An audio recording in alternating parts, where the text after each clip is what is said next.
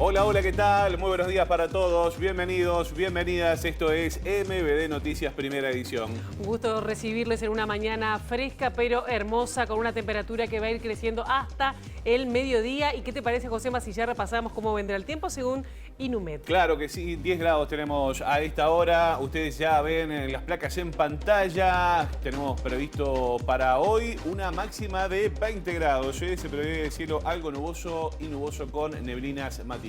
Exactamente, seguirá el miércoles 11 de mayo también con cielo algo nuboso, 12 y 19 las temperaturas extremas, y seguirá el sol sin previsión de lluvias para el jueves, 10 y 19 las temperaturas extremas según nos dice Inumet. Así las cosas, es el panorama climático a esta hora de la mañana. Vamos a comenzar con el adelanto de los temas que vamos a estar desarrollando hasta las 8:30 aquí en MBD Noticias. Exactamente, vamos a estar dialogando con vecinos de la zona de Mataperros, uno de los lugares que va a verse beneficiado con las obras anunciadas por la Intendencia de Montevideo de limpieza y saneamiento. También nos vamos a meter en que el Frente Amplio no descarta recurrir a organismos internacionales por el acuerdo en la terminal portuaria, este acuerdo hasta 2081 con Catón Natí. Exactamente, y también sigue recorriendo distintas zonas de la ciudad el vacunatorio móvil de la Intendencia de Montevideo para reforzar la vacunación en distintas áreas que se recomienda desde el Ministerio de Salud. Exactamente. Bueno, ya les contamos lo que vamos a tener en este informativo. Les dijimos cómo va a estar el clima, cómo está el tránsito a esta hora.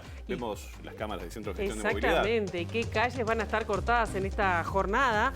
Por ejemplo, Jaime Sudáñez desde Berro hasta Tomás Diago hasta las 10 de la mañana. Es un corte corto. Un poco más largo va a ser el de Dionisio Coronel desde Real hasta Carlos Telier hasta las 5 de la tarde. Otras interrupciones en el tránsito. Venezuela desde Magallanes desde esta hora hasta las 13. Guatemala entre Paraguay y la vía férrea de 8 a 17. Y Garibaldi y San Bucetti a partir de las 10 de la mañana. No sé si nos entra una más. Avenida Italia entre Garibaldi y San Bucetti hasta las 10. Siempre hay lugar, Pilar. Bueno, muy bien, así las cosas. IMTránsito, @MBD Transporte, ahí tienen toda la información de cómo se va a estar moviendo el tránsito en tiempo real. Bien, y comenzando el desarrollo informativo, decirles que se conocieron los datos, antes se daban día a día, ahora se dan semanalmente los últimos datos de COVID del Ministerio de Salud Pública sobre contagios, que marcó un incremento de 52% respecto a la semana anterior. Al mismo tiempo se conocieron datos sobre el impacto social de la pandemia mediante una encuesta de Opción Consultores realizada a pedido de ONU.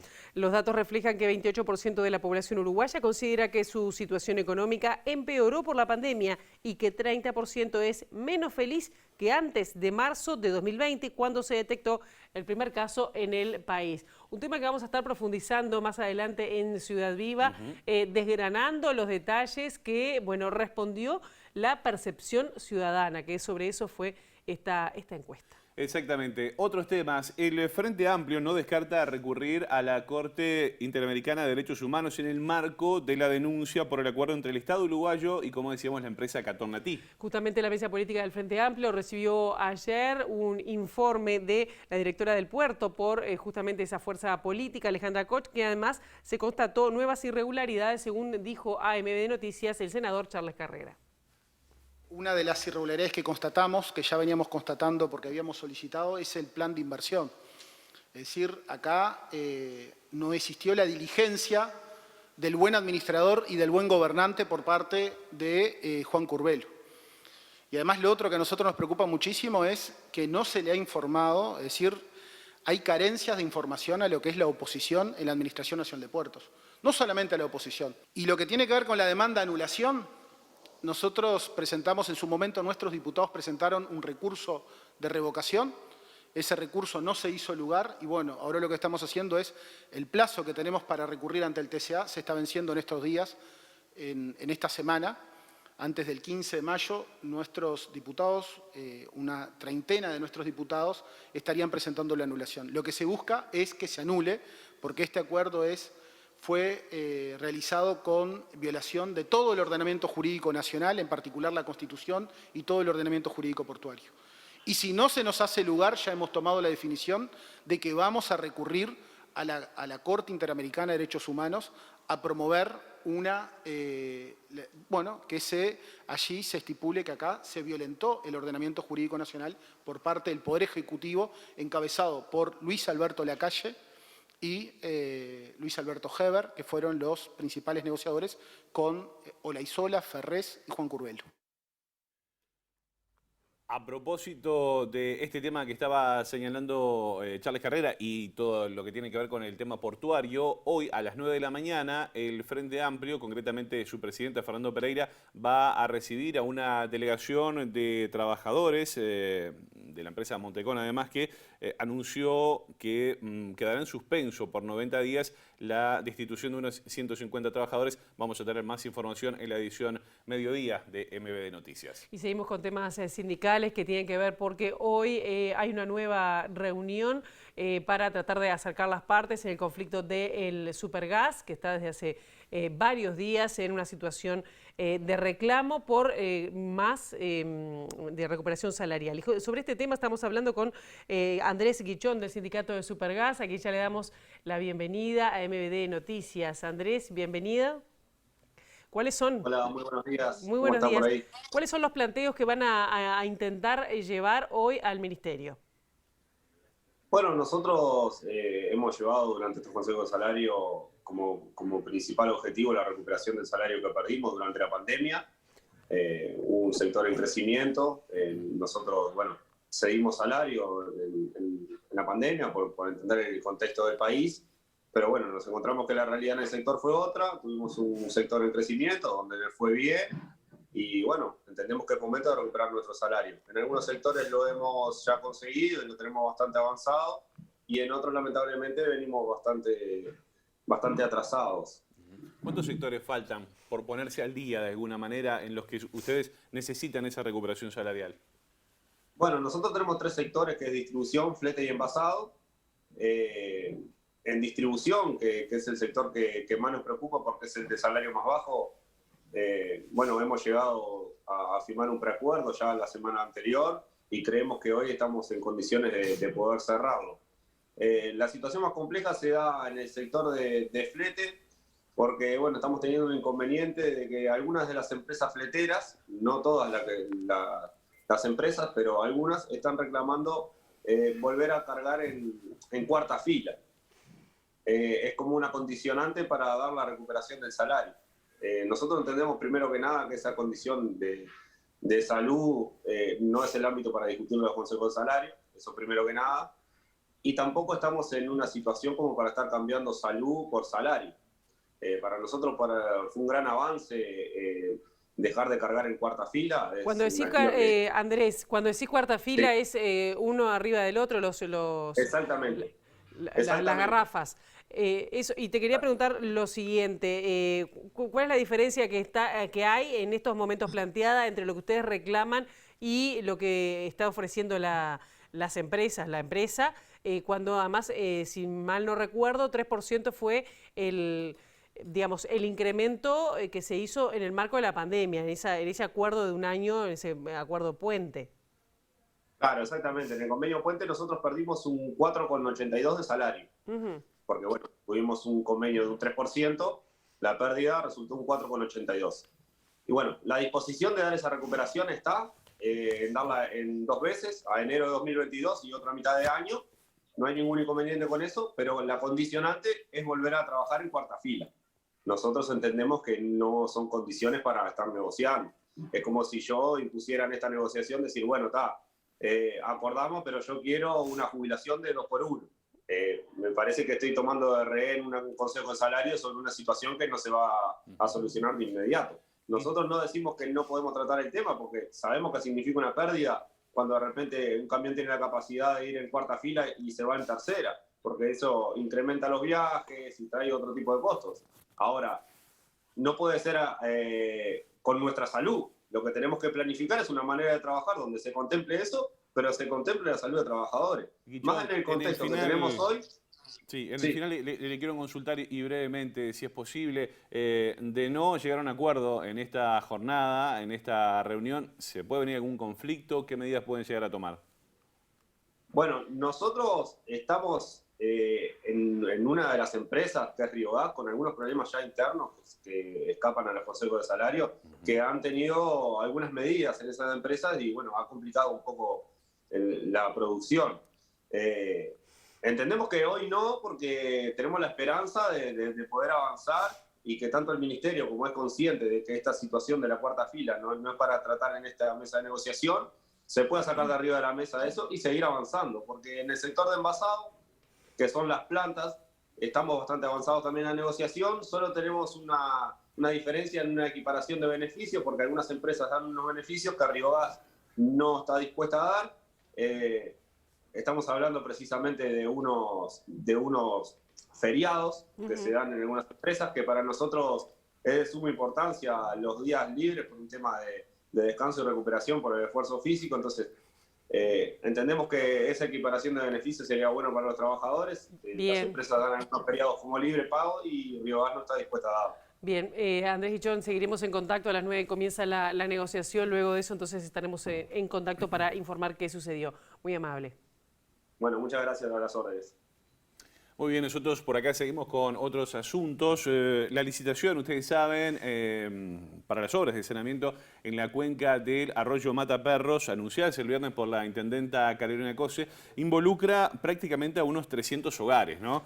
Esto es una zona inundable, producto del crecimiento poblacional que no acompañó las obras de infraestructura desde la década de 1960. La última gran inundación fue en el mes de enero y varios vecinos perdieron prácticamente todas sus pertenencias porque el agua ingresó a sus casas por lo menos subiendo 1 metro de altura. Sí. Carlos Castro hace 51 años que vive en el barrio, allí nació su hijo, sus nietos, no quiere mudarse porque...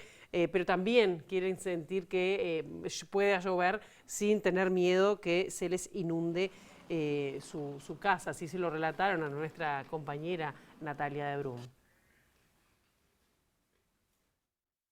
Hemos pasado inundaciones invierno, verano, que te entra adentro de casa 1 metro de agua y han pasado gobiernos, han pasado de todo, nunca han hecho nada. Ahora...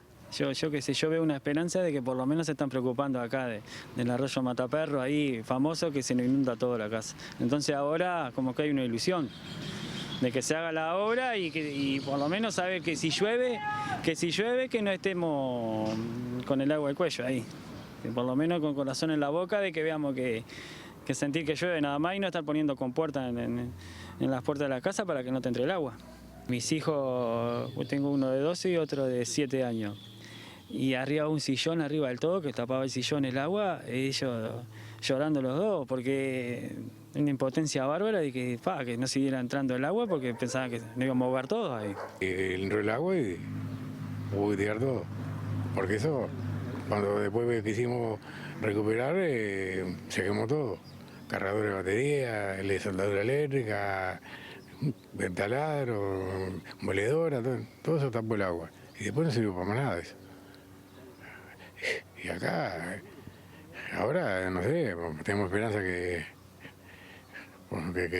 se haga esto, porque si no, es el problema, esto no. Por eso ahora tenemos esperanza que hagan, que lo que tantas veces no estuvimos esperando, bueno, ahora parece que esta señora le está metiendo ganas, así que vamos a ver. Bueno, allí estaba entonces el testimonio de la familia Castro en diálogo con nuestra compañera Natalia de Brum. Ustedes saben, en la conferencia del viernes, además, la intendenta Carolina Cose, por un lado, bueno, anunciaba estas obras allí pendientes para la cuenca del arroyo Mataperros, pero también dijo que algunas de las obras van a quedar pendientes, por ejemplo, todo lo que pasa con el saneamiento y obras de limpieza en el Cerro, allí y en Casabó. Y más información sobre este tema la trae nuestro compañero Luca Veloz. ¿Qué tal, Luca? Buen día. Buenos días, José María. Un saludo para Pilar y para todos allí en el estudio. Como tú decías, estamos en el oeste de Montevideo, estamos en el oeste del Cerro, porque toda esta zona, Cerro, Casabó, quedan por fuera del saneamiento porque no se aprobó el préstamo BID. Y estamos con el concejal vecinal Matías Gutiérrez a propósito de la expectativa que tenían de la canalización de esta zona y cómo quedan ahora los vecinos.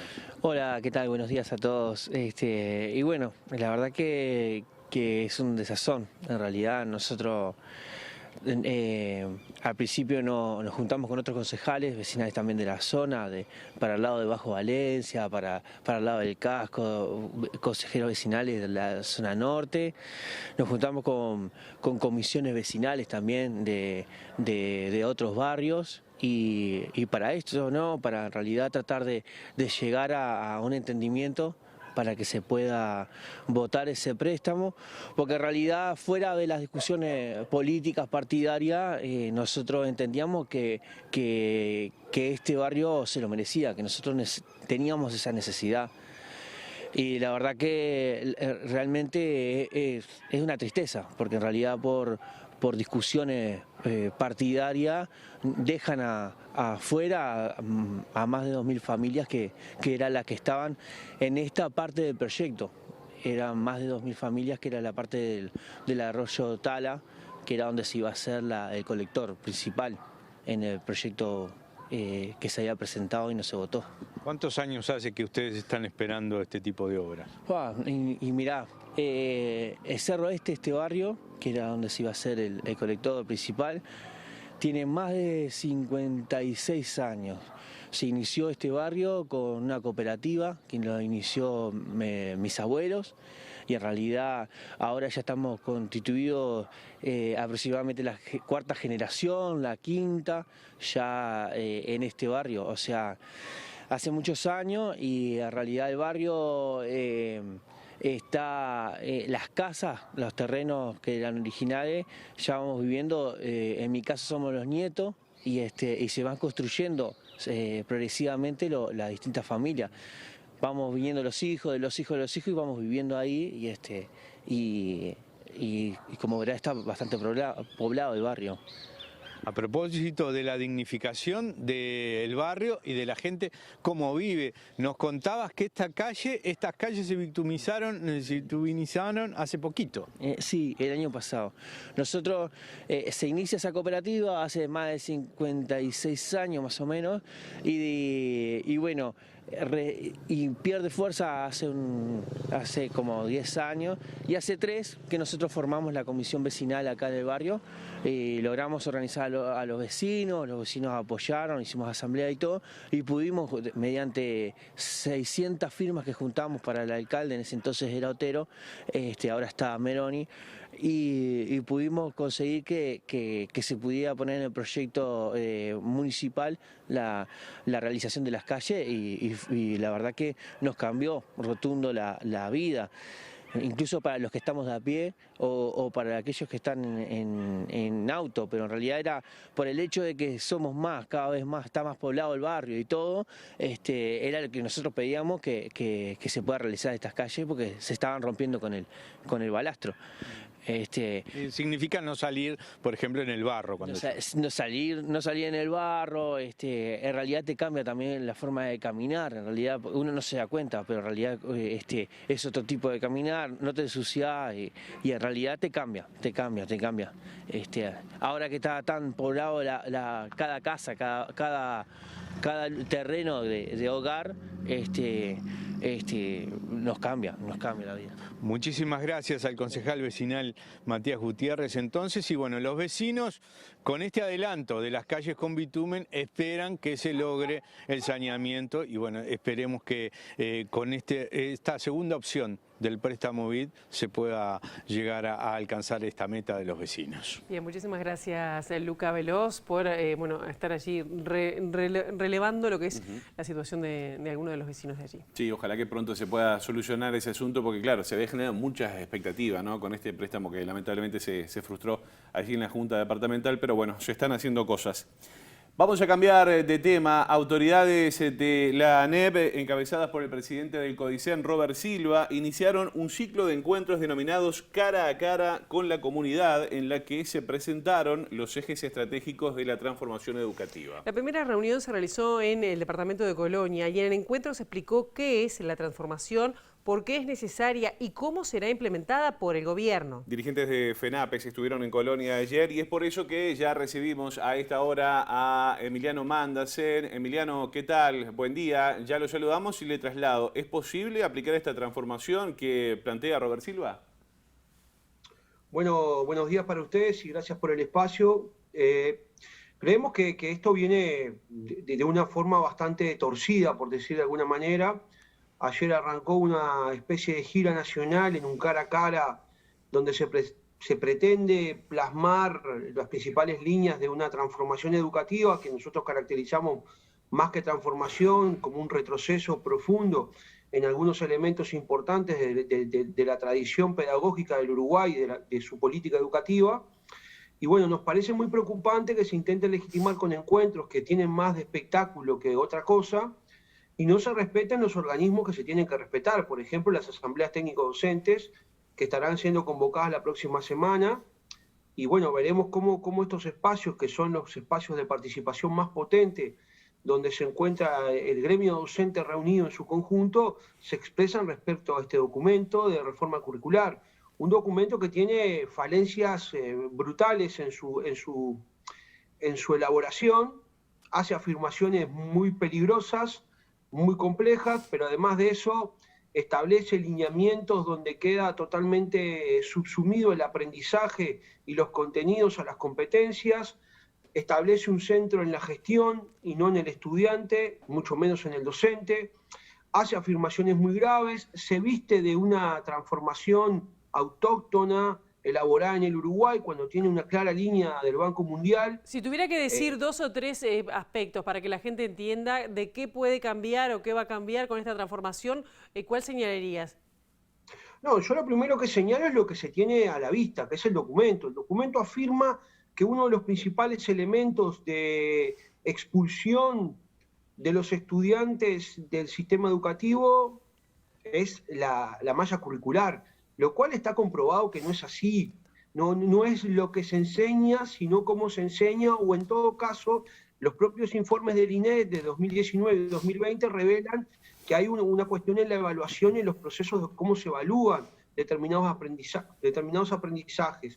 Después, el otro elemento muy grave es que trata de que ya a temprana edad el único margen de formación que tenga un estudiante sea para los sectores más populares, esto hay que aclararlo, ¿no? Porque el documento hace énfasis en aquellos quintiles más bajos, ¿tá? Más deprimidos desde el punto de vista socioeconómico, estén ceñidos a las demandas del mercado laboral y que las competencias netamente estructuren una salida rápida a ese mercado y no un acceso democrático al conocimiento universal. Y después traza una línea muy peligrosa de que todo se basa en la gestión y que los problemas de la educación no van más allá de una gestión potente que controle y que de alguna manera ponga en los números y en las estadísticas todo el centro. Yo puedo tener estadísticas excelentes, que los números me cierren, pero puedo tener procesos de aprendizaje mediocres. Entonces, creo que el debate no va por ahí, el documento comete errores muy graves, y vuelvo a decir, afirmar en un documento que la currícula es prácticamente lo que expulsa a los estudiantes es anular las desigualdades materiales que hay en nuestra sociedad. Mándase, en el final le consulto y brevemente si es posible. Usted decía que bueno, este documento tiene afirmaciones peligrosas y además, bueno, semana que viene van a ver asamblea técnico-docente. ¿Qué rol, en 30 segundos si es posible, qué rol, dónde quedan parados los docentes efectivamente en esta transformación?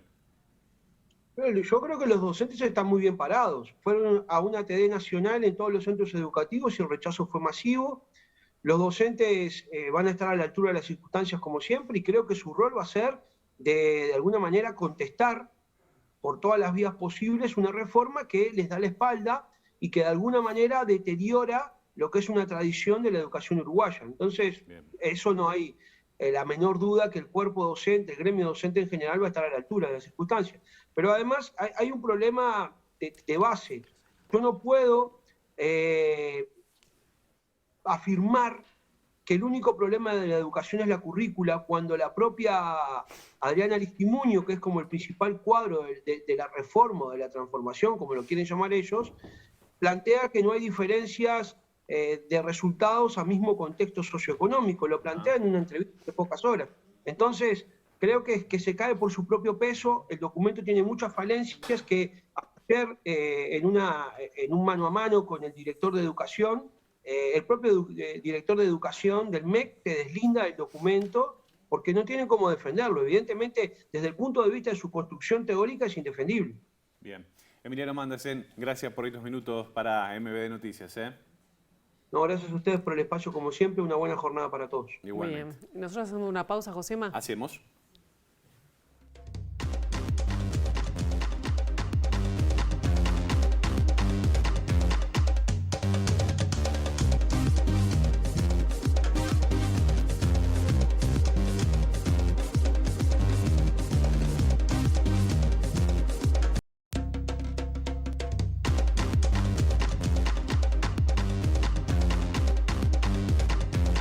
Durante el mes de mayo, la red de policlínicas de la Intendencia de Montevideo ha puesto en funcionamiento un vacunatorio móvil. Sí, lo hace en el horario de las 9 de la mañana hasta las 11:30, priorizando a personas mayores de 65 años, embarazadas y personal de la salud. Estamos hablando de la vacuna contra la gripe. Les contamos los puntos para los que resta de esta semana. Hoy, por ejemplo, el tobogán, allí en Camino a la Paloma, Santa María Eugenia y Servando Gómez. Mañana miércoles estarán en Policlínica Cadorna, entre Zombúes y Viviendas de Padre Cacho, en San Martín y Calle D. El jueves, núcleos evolutivos, Los Helechos y Sanfuentes y Los Milagros en Leandro Gómez y Sixtina. Y el viernes, para anotar, Zanja Reyuna. Zanja Reyuna, exacto. Esquinas y Marrones en los Bulevares y Barrio Conciliación en Adolfo Rodríguez 6664. Obviamente toda esta información también está en la página web de la Intendencia para poder acceder entonces y saber, conocer dónde estará el vacunatorio móvil de la Intendencia de Montevideo, vacunación contra la gripe, decíamos. Bien, nosotros nos estamos despidiendo, ya está Ciudad Viva pronto para comenzar y nosotros nos estamos reencontrando en MD Noticias en la primera edición a las 8 en punto. Muy bien, que pasen bien.